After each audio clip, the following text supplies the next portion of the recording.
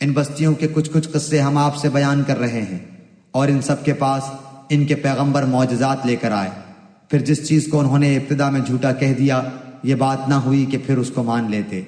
اللہ تعالیٰ اسی طرح کافروں کے دلوں پر بند لگا دیتا ہے۔ اور اکثر لوگوں میں ہم نے وفائے عہد نہ دیکھا، اور ہم نے اکثر لوگوں کو بے حکم ہی پایا۔ پھر ان کے بعد ہم نے موسیٰ علیہ السلام کو اپنے دلائل دے کر فرعون اور اس کے امراء کے پاس بھیجا، مگر ان لوگوں نے ان کا بالکل حق ادا نہ کیا، سو دیکھیے ان مفسدوں کا کیا انجام ہوا۔ اور موسیٰ علیہ السلام نے فرمایا کہ اے فرعون، میں رب العالمین کی طرف سے پیغمبر ہوں، میرے لیے یہی شایان ہے کہ بجز سچ کے اللہ کی طرف کوئی بات منسوب نہ کروں۔ میں تمہارے پاس تمہارے رب کی طرف سے ایک بڑی دلیل بھی لایا ہوں، سو تو بنی اسرائیل کو میرے ساتھ بھیج دے۔ فرعون نے کہا، اگر آپ کوئی معجزہ لے کر آئے ہیں تو اس کو اب پیش کیجئے اگر آپ سچے ہیں۔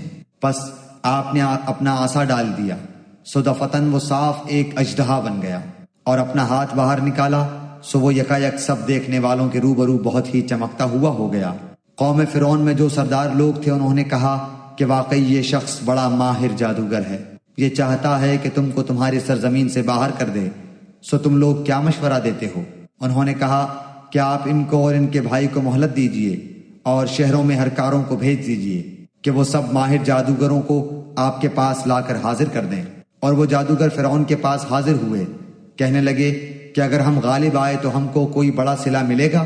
فرعون نے کہا کہ ہاں، اور تم مقرب لوگوں میں داخل ہو جاؤ گے۔ ان ساحروں نے عرض کی کہ اے موسیٰ، خواہ آپ ڈالیے اور یا ہم ہی ڈالیں۔ موسیٰ علیہ السلام نے فرمایا کہ تم ہی ڈالو۔ پس جب انہوں نے ڈالا تو لوگوں کی نظر بندی کر دی اور ان پر ہیبت غالب کر دی اور ایک طرح کا بڑا جادو دکھلایا۔ اور ہم نے موسیٰ علیہ السلام کو حکم دیا کہ اپنا عصا ڈال دیجئے، سو عصا کا ڈالنا تھا کہ اس نے ان کے سارے بنے بنائے کھیل کو نگلنا شروع کیا۔ پس حق ظاہر ہو گیا اور انہوں نے جو کچھ بنایا تھا سب جاتا رہا۔